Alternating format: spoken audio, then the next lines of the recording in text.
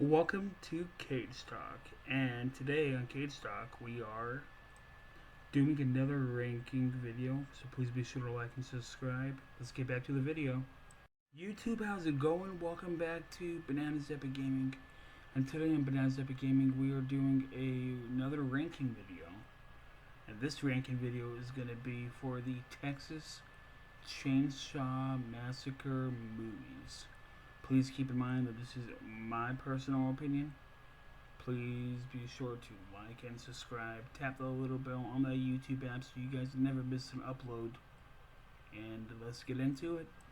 Coming in last place would have to be Leatherface from 2017. I'll tell you why right now.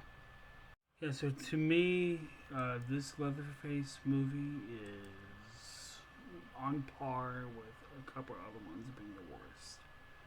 This franchise has very few good movies, and I'm sorry to say that.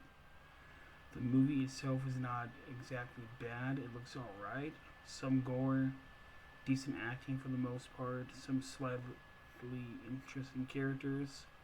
It doesn't suck, but as origin story goes, for one of the biggest icons of horror, yeah, it's not great. I think the biggest problem with it is that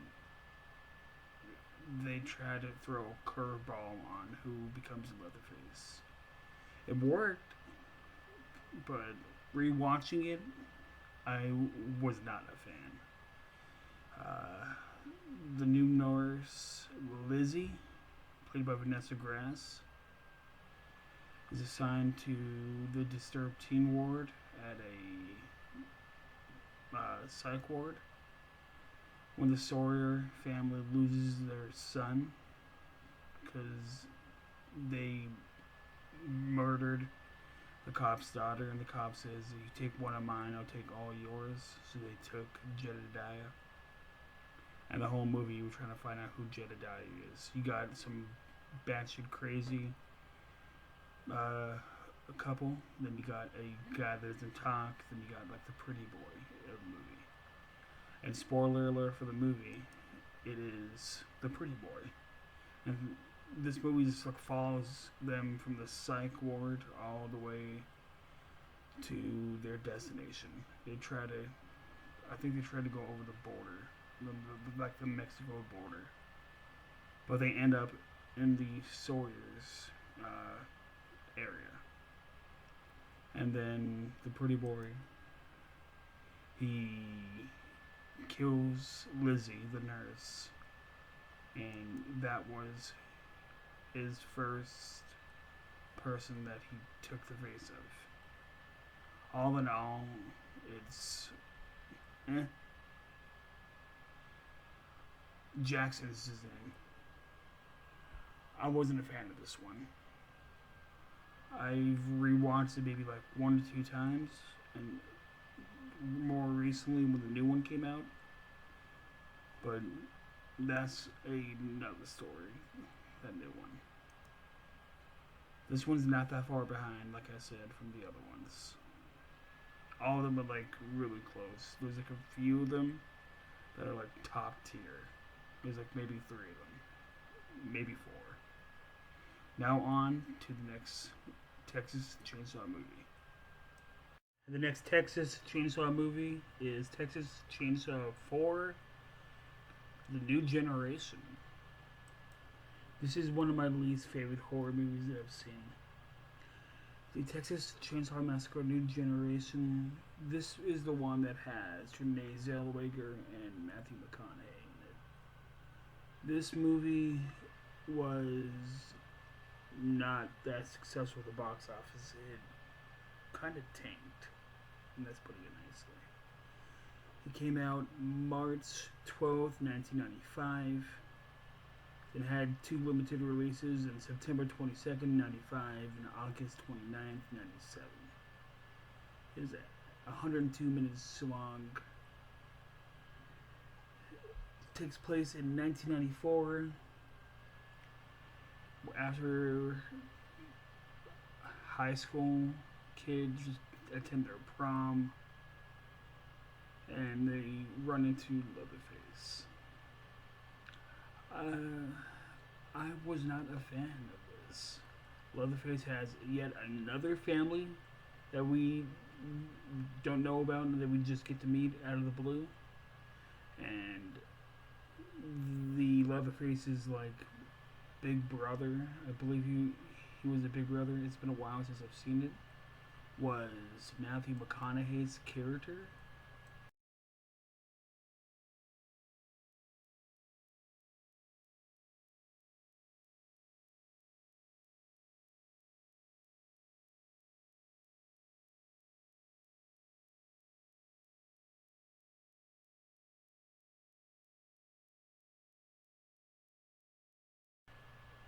And Renee Zellweger's are the only two bright spots in this movie.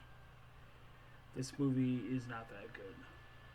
And if you can skip this movie, you would not be missing much. Matthew McConaughey and Renee Zellweger probably wish they could forget that they were in this movie too. This movie was made just so they can milk the cow from the Texas Chainsaw Massacre fan base and try and bring in some money. And they didn't really do that. Now on to the next Texas Chainsaw Massacre movie. Coming up next is Texas Chainsaw Massacre 3D. Okay, now for me, this movie fell flat. And the only reason why it's not the worst is because they tried something different. The Sawyer clan has a baby that was taken from the scene of the original 1974 classic. And everybody on that side of that family, from the 74 movie and the other family members, all died. Except for the baby. But the baby would be 40 in present day during the time frame that this movie was made. And she's like in her early 20s. Because she's played by Alexander Daddario. And she's told that she inherited the home that her grandmother lived in. So her boyfriend, her friend, and her friend's, I think it was boyfriend of Booty Call. It's been a while since I've seen this movie. All went to Texas and they picked up a hitchhiker. And they get to the house. She's told to read a letter. You'd think if you are told to read a letter, you would read it, and she puts it off. If she would have read that letter, the entire events of this entire movie would have not happened. Because the letter told her that she's responsible for her uncle, Leatherface. Leatherface comes out, kills a bunch of people, her friends, and knows that it's his cousin because of the brand that she has from the Sawyer necklace that she got when she was a baby. Overall, this movie, it is just bad. The timeline doesn't make sense. They tried too much, in my opinion. There's a lot of sex. There's a lot of gore. This movie to me fell flat like Texas Roadkill. And this could have been a really good movie. Because they had a decent cast for that time frame. But it obviously didn't do well and they got rebooted. I don't watch this movie if I don't have to, and I haven't watched it since 2019, so it's skippable. If you want to watch all of them, get a good drink. Now on to the next movie. Up next, we're going to have Texas Chainsaw Massacre 3, aka Leatherface. Now, this one came out in 1990, and this is arguably one of the most forgettable ones in the franchise. They have completely wiped out everything that happened in the first two movies. And there's a mother, and Leatherface has two new siblings and apparently has a kid in this one. Okay. Why? Where did the kid come from? Where do these people come from? This one was all supposed to be back to basics because this is the first one that has a big studio behind it, New Line Cinema. And it was supposed to be like more Hollywood-esque instead of like a found footage is kind of type of movie like the first two had, the found footage type of film. To me, this one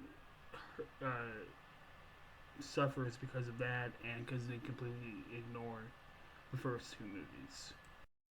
The opening to this one is like a little title card with words on top of a kill, and we learned that Sally died in 1977. Sally was the final girl from the original, but that doesn't stay true because what happens in the next one? In the next one, she's getting wheeled past the survivors in the hospital. All in all, I think this Texas Chainsaw Massacre is good some days, bad the other days. It has its good moments, bad moments. It's not the worst, but it's not the best. Now on to the next movie. Up next, this one might get some hate, but it is Texas Chainsaw Massacre Netflix. The Netflix one that came out in 2022. Now, the reason why I have this one ranked a little bit higher than most is I know this one got a lot of hate, but I like some of the actors and actresses in here. I like Sarah Yegan, probably butchered her last name, and a few of the others. This idea of these group of influencers trying to go to a deserted town and trying to revitalize that town. And they so happen to be in the same town as Leatherface. This movie takes place 50 years after the original, and Leatherface had just vanished. Yet he was in the orphanage the entire time, and nobody knew it was him. That is mind-boggling how they didn't figure to do a search through the town. I mean, they possibly didn't know who he was because he was wearing somebody else's face. And there's a post-credit scene in here where he walks to the original house where the original massacre took place. Maybe teasing a sequel. I can see them trying to do a sequel to this and have the survivors of this. I'm not going to say who it is if you haven't seen it because this is a newer movie. Go after them. They got some pretty decent kills. You have somebody get their head cut off, and we see it. You have somebody get like their jaw cut off. Somebody get stabbed. Somebody get beat to death. Leg broken. Stabbed with a chainsaw. And then he obliterated the entire bus full of investors. And then he cut somebody in half on the bus. I thought that was a disgusting death. It was disgusting, but it was good. Because we need more good death scenes like that. I really cannot put it past this point. The others, I can put it past because I can make a logical argument for it. But it's going to be right here. And there's no logical reason and no hard fighting reason why I can't put it past the next four movies. Because it's not the top tier Leatherface movie. And now on to the next movie. Up next is a little controversial, but it is going to be the Texas Chainsaw Massacre Part 2. I believe this movie takes place a few years before Part 3 and a few years after Part 1. But Part 3 completely ignores everything. It starts off with two high school seniors, Buzz and Rick, racing along the Texas highway en route to Texas versus OU, aka Ohio State. Football game at the Dallas Cotton Bowl. They're heavily intoxicated and they run into Leatherface. Not before they talk on the phone with Stretch. Stretch is our final girl throughout this movie, and she later runs into Leatherface after she hears everything, because Leatherface and his family in this movie know that she knows. He has the cook and he has Chop Top. That's what they're listed as on IMDb and Wikipedia. Leatherface then, if my memory is correct, he kills the person in her studio but leaves her alive. Then she tells Lefty, and they all go after Leatherface and their family, and Lefty, I don't remember if Lefty dies, but I know Stretch is like the last shot we see is her doing the chainsaw thing up on the top. He's fatally wounded, yeah. Chop Top is fatally wounded because he falls, like, from where they were. This is one of the better sequels in my mind. I like Texas Chainsaw 2, but not as much as I like the other ones. Now on to the next movie. Coming up next, this might make some people upset, but it is the original Texas Chainsaw Massacre. I was going back and forth between this one and the number 2 movie. Like Texas Chainsaw Massacre 2, I don't have to talk much about this one because this one is an all-time classic. I like this one. It was dark, it was creepy, it was suspenseful, and it messed with some people's heads, especially my generation, like the 90s babies.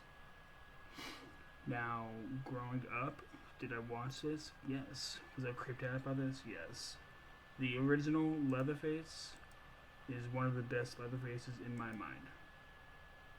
I will stand by that. He is one of the best Leatherfaces in my mind. Gunnar Hansen is the top of the top. The reason why this is not number 1 is because it's going to be number 1 for everybody, and I want to mix it up.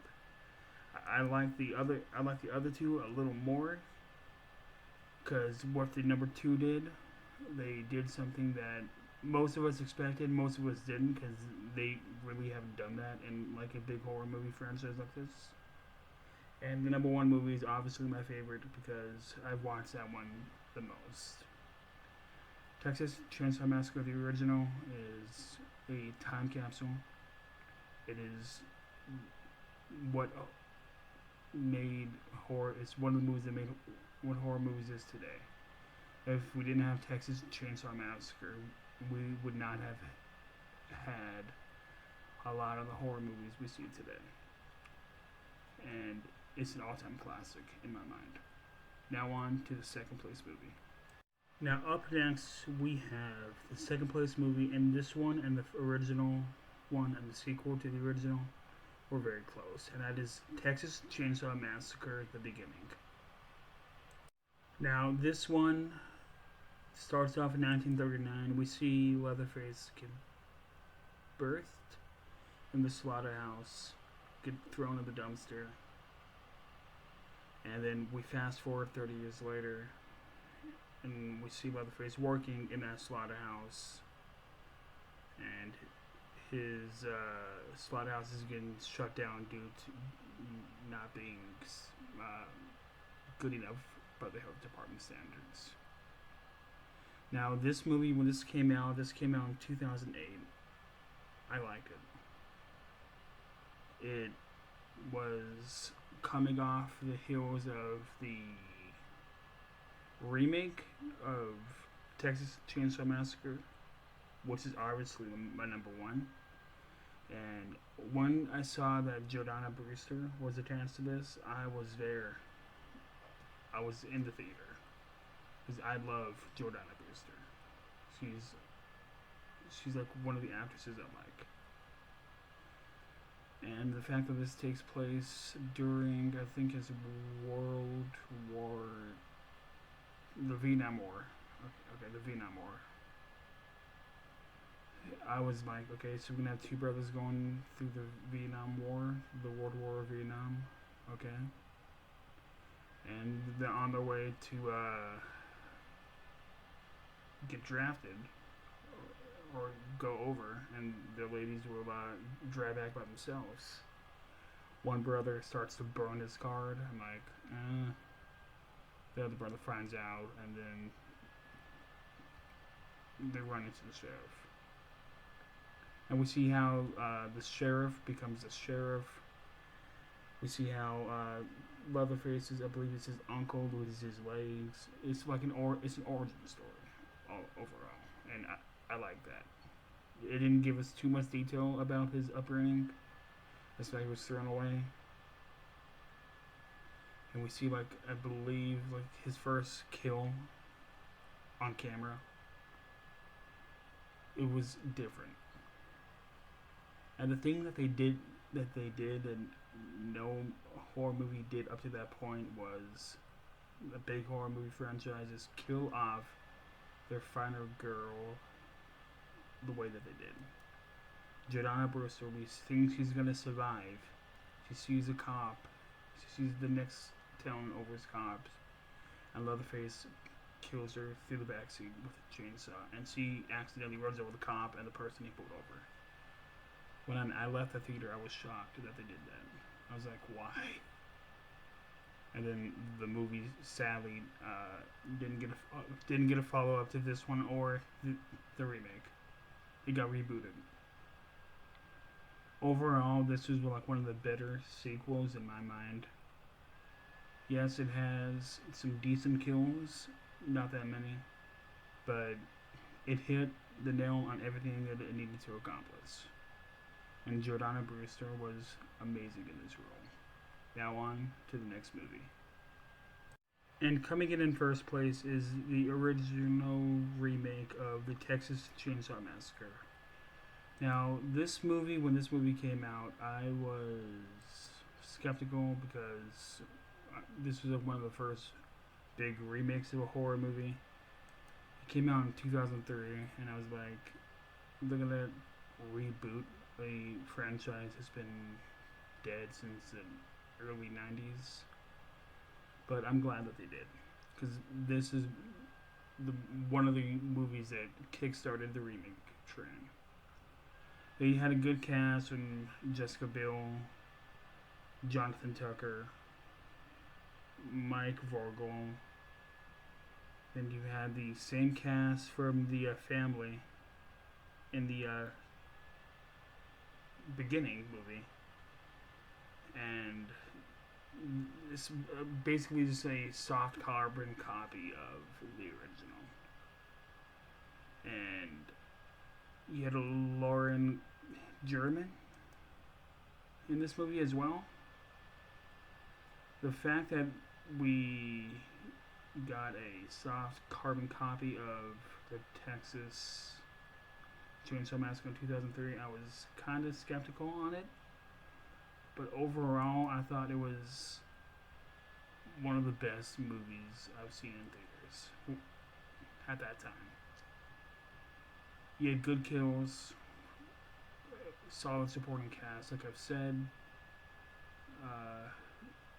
They're on their way to a Leonard Skinner concert after traveling from Mexico to purchase marijuana, and they're driving through Texas, and they unluckily go through that town, and they ran next to a hitchhiker. If they probably didn't go next to that hitchhiker, they probably would have just blown through Texas. But stuff happens. This is one of my favorite horror movies. I would rank it maybe top 25 all time. It's a good watch if you want to watch a good remake of a horror movie that's like semi up to date in like their look of the movie of the presentation, this is the movie to watch. Because remember, this came out in 2003. That's almost 20 years ago, and it still holds up good to this day, in my mind. I want to thank you guys for watching. Please be sure to like and subscribe. Tap the little bell on the YouTube app so you never miss an upload. And we got more Cage Talks coming to your way soon. This is Jordan. Take care.